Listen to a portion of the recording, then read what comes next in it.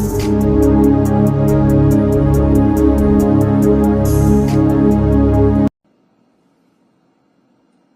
ప్రభువును మన రక్షకుడు అయిన యేసుక్రీస్తు ప్రభు శ్రేష్టమైన నామమున అందరికీ వందనాలండి. దేవునికి స్తోత్రాలు. గొప్ప దేవుడు, కనికరము కలిగిన దేవుడు, మనలను విడువని ఎడబాయని దేవుడు మనకు అనుగ్రహించిన ఈ నూతన దినమును బట్టి సమస్త మహిమ, ఘనత, ప్రభావములు యేసుక్రీస్తు ప్రభువు ఒక్కరికే చెందురుగాక. ఆ అత్యున్నతుడు ఈ నూతన దినములో మనకు అనుగ్రహించిన దేవుని యొక్క వాగ్దానము కృపావార్త. ద్వితీయోపదేశ కాండము 31వ అధ్యాయము 6వ వచనం. భయపడకుడి, వారిని చూచి దిగులు పడకుడి.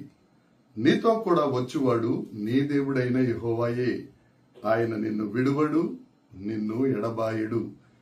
దేవునికి స్తోత్రం కలుగునుగాక, దేవునికి మహిమ కలుగునుగాక. ప్రభునందు అత్యంత ప్రియమైన దేవుని ప్రజలారా, ఈ నూతన దినంలో దేవుడు మనకు అనుగ్రహిస్తున్న వాగ్దానం, నీతో పాటు వచ్చేవాడు నీ దేవుడైన యెహోవాయే. ఆయన నిన్ను విడువడు, ఎడబాయడు. కాబట్టి నువ్వు దిగులు పడవలసిన అవసరం లేదు. ఈ మాట 120వ సంవత్సరంలో మోషే దేవుని ప్రజలైన ఇశ్రాయేలీలతో ఆయన తెలియజేస్తూ చెప్పిన మాట. ఇక తను వాగ్దాన దేశంలోనికి అడుగు పెట్టడని మోషే గారికి తెలిసిన తరువాత, ప్రియమైన ఇశ్రాయేలీలారా, దేవుని ప్రజలారా, మీరు దిగులు పడవలసిన అవసరం లేదు. ఎందుకంటే ఇన్నాళ్ళు దేవుని కృపచేత మిమ్మల్ని నడిపించడానికి అవకాశం వచ్చిన నేను మీతో పాటు రాను. కానీ దిగులు పడద్దు. మీకుతో పాటు వచ్చువాడు తండ్రి అయిన దేవుడే, యెహోవా దేవుడే. ఆయన మిమ్మలను విడువడు, ఎడబాయుడు.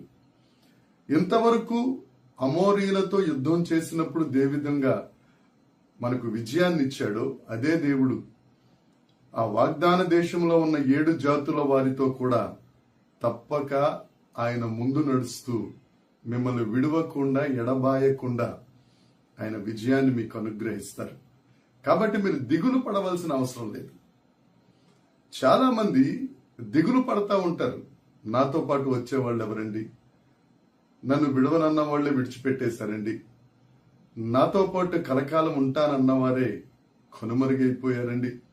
మధ్యలోనే నన్ను విడిచిపెట్టి వెళ్ళిపోయారండి అని రకరకాల మాటలు మాట్లాడొచ్చు. కానీ మోషే ద్వారా దేవుడు నీతో నాతో మాట్లాడుతున్నాడు. దిగులు పడవలసిన అవసరం లేదు. మనం దేవుని చేతిలో చేయివేస్తే, మనం ఆ దేవుని ముఖ కాంతిలోనికి మనం చూడగలిగితే, ఆయన సన్నిధి కాంతి మన మీద ఉదయిస్తే దిగులు పడవలసిన అవసరం లేదు. మనతో పాటు వచ్చేవాడు మన దేవుడే. ప్రమాణం చేసిన వారే మనలను ప్రక్కన పెట్టేసిన, ఒంటరితనంతో వేధిస్తా ఎవరు లేరని దిగులు పడతా ఉంటే ఆ దేవుడు అంటాడు, నేను నీతో పాటు వస్తున్నాను కదా, నేను నిన్ను విడిచిపెట్టను, నేను నిన్ను ఎడబాయను. దేవునికి స్తోత్రం.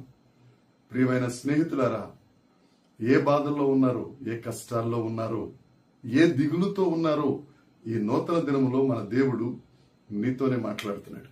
నువ్వు దిగులు పడద్దు. నేను నీతో పాటు వస్తాను. నేను నిన్ను విడిచిపెట్టను, నిన్ను ఎడబాయను. తల్లి గర్భమందు రూపించబడక మునిపే నిన్ను చూచిన దేవుణ్ణి. నీ ఆఖరి శ్వాస వరకు నేను నిన్ను విడిచిపెట్టే దేవుణ్ణి కాదు. ఒక కాపరి ఒక గొర్రె పిల్ల మధ్యదారిలో పడిపోయిందనుకోండి, దాన్ని ఎత్తుకుని ఆయన భుజాల మీద వేసుకుని మోస్తా నడుస్తాడు. అదేవిధంగా మన దేవుడైన తండ్రి అయిన దేవుడు యేసుక్రీస్తు ప్రభు, నువ్వెక్కడన్నా జారిపోయావేమో, ఎక్కడన్నా పడిపోయావేమో, ఎక్కడైనా ఇబ్బందుల్లో కొలిమిలో కాలిపోతున్నావేమో, దేవుడు నీతోనే చెప్తున్నాడు, నేను నీతో పాటు వస్తాను, నేను నిన్ను విడిచిపెట్టను. ముదిమి వచ్చే వరకు చంకనెత్తుకునే దేవుణ్ణి. నేను నీకు తోడుగా ఉంటాను. నా ప్రియ సహోదరి, సహోదరుడా, ఈ దినాన్న ఈ వాగ్దానాన్ని గుర్తు చేసుకో. ఈ వాగ్దానాన్ని ధ్యానించుకో. మనతో పాటు యేసుక్రీస్తు ప్రభు వస్తున్నాడని, ఆ దేవుడు మనల్ని విడువడని, ఎడబాయడని, మనం దిగులు పడవలసిన అవసరం లేదని ధ్యానించు. ఆ దేవుడు నీతో పాటే ఉన్నాడు. దేవునికి మహిమ కలుగును గాక. దేవుడి మాటలు దీవించును గాక. చిన్న ప్రార్థన చేసుకుందాం. పరలోకమందున్న మా తండ్రి, పరిశుద్ధుడా, కృప కలిగిన వాడా, నీకు వందనాలు.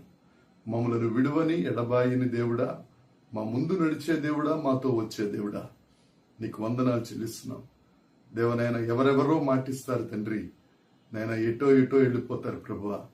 నువ్వైతే మాట ఇచ్చి తప్పని దేవుడవు, నమ్మదగిన దేవుడవు. నీవు మమ్మల్ని విడువవు, ఎడబాయవు ప్రభువా. నీ వాక్యం వల్ల మీరు మాకు ఇచ్చిన ధైర్యమును బట్టి నీకు స్తోత్రం. నిన్ను మహిమపరచుటకు దేవనైనా నిన్ను స్తుతించుటకు కృప చూపినందుకై నేను మిమ్మల్ని మాత్రమే స్తుతిస్తూ సమస్త మహిమ, ఘనత, ప్రభావమును మీకు ఆరోపిస్తూ యేసుక్రీస్తు నామమున ప్రార్థన వేడుకొనుచున్నాము తండ్రి. ఆమేన్, ఆమేన్, ఆమేన్. దేవుని కృప మనకు తోడై ఉండునుగాక. ఆమేన్, ఆమేన్, ఆమేన్.